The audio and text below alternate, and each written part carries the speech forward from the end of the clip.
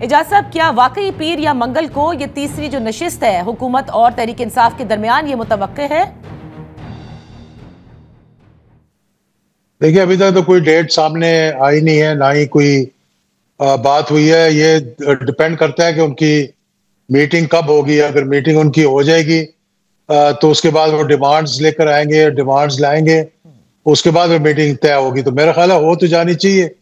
अगर कल या परसों उनकी मीटिंग हो जाती है और डिमांड्स तैयार हो जाती हैं तो फिर उसके बाद फौरी मीटिंग बुला ली जाएगी। सर, सलमान अकरम राजा साहब ये कह चुके हैं कि गो कि हमारी मुलाकात नहीं करवाई गई जैसे कि कहा गया था, लेकिन अब हमें मुलाकात की भी जरूरत नहीं है। इमरान खान साहब ने कहा है कि तीसरी नशिस्त आप बिल्कुल कीजिए और तहरीरी तौर पर मुतालबात भी देने को तैयार हैं। लेकिन हुकूमत कहती है कि आप मांगे डेट, ये कहते हैं कि हमने तो आपको बता दिया कि हम तैयार हैं, आप इजलास तलब करें। तो मामला ऐसे कैसे अटका हुआ है अभी तक? देखिए, मामला जो अटका है ना वो बिल्कुल वाज़ेह है।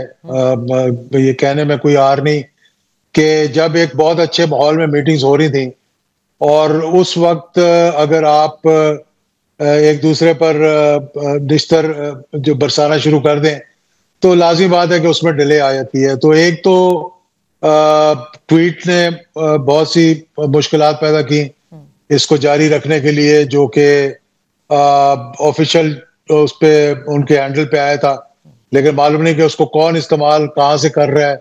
क्या खुद ही मतलब उसको इनिशिएट कर रहे हैं या फिर यहाँ से कोई पैगाम जाता है किसी का, मुझे नहीं पता किसका जाता है, तो फिर वो करते हैं। और दूसरा ये कि इसके फौरन बाद पीटीआई के जो मेन लीडर्स थे उन्होंने एक प्रेस कॉन्फ्रेंस कर दी जिसमें उन्होंने कुछ नेगेटिव इन द सेंस के इस मीटिंग को जो हो रही है, जो ये मीटिंग्स हो रही हैं, इसको पॉजिटिव अंदाज में नहीं और थ्रेटनिंग टोन थी एक किस्म की, वार्निंग थी एक किस्म की। तो फिर इस तरह माहौल में जब तक सब्र और तहम्मुल के साथ आगे ना चलें तो बड़ा मुश्किल हो जाता है एक मामले को आगे लेकर चलना।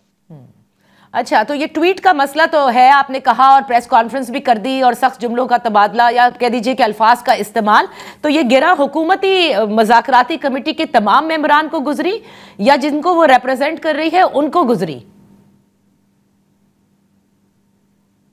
देखिए, मुझे किसी ने कोई बताया नहीं। मैं तो एज ए पॉलिटिकल एनिमल कह लें या पार्ट ऑफ द टीम कह लें कि जो मैंने फील किया मैं वो उसका इजहार कर रहा हूँ कि ऐसे माहौल में अगर आप इस किस्म की बात करेंगे और फिर आप कहें कि साथ ही मामलात को आगे बढ़ाएं तो एक किस्म की मुश्किल हो जाता है। मतलब ये मेरी अपनी राय है, सही।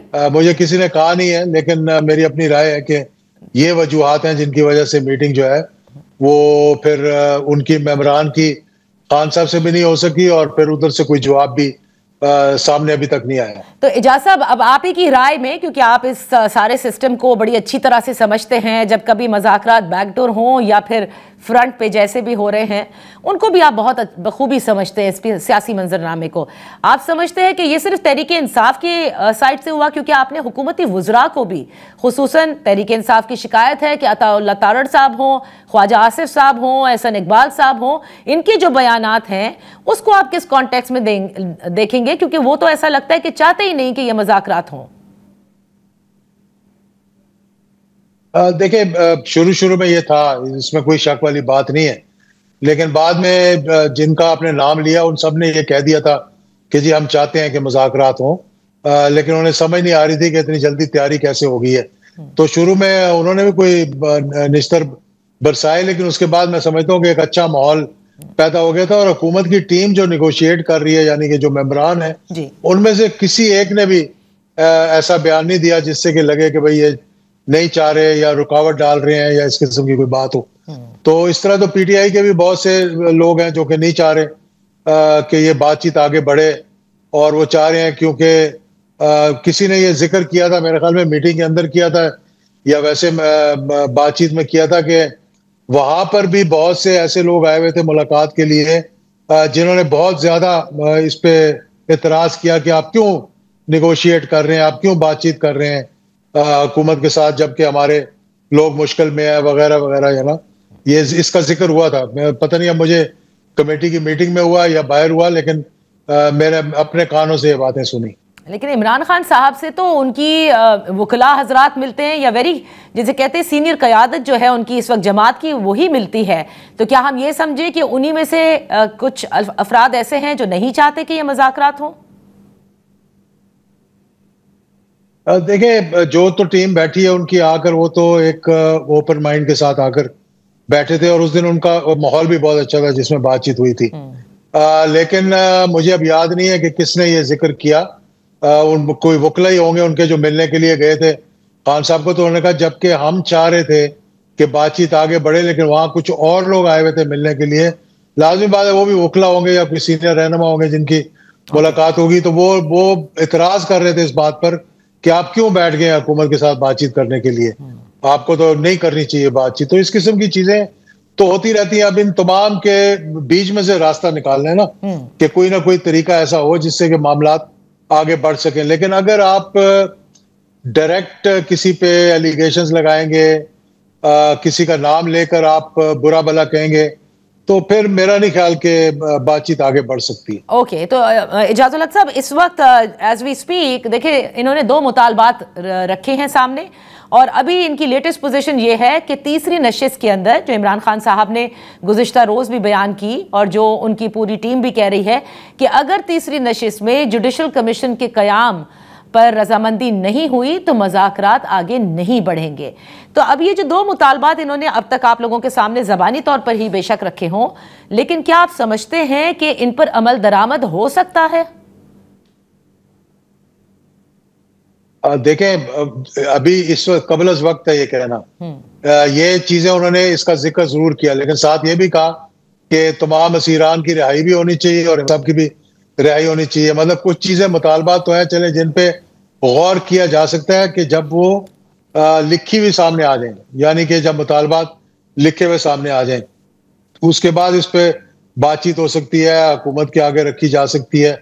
लेकिन अगर ऐसी डिमांड्स होंगी जो कि जिस पे अमल दरामद ही नहीं हो सकता, यानी कि केसेस कोर्ट ने खत्म करने हो कि जी आप कर दें, तो कोई एग्जीक्यूटिव ऑर्डर से तो केसेस खत्म हो नहीं सकते, होने तो कोर्ट से ही है, चाहे जिस तरीके से भी हो।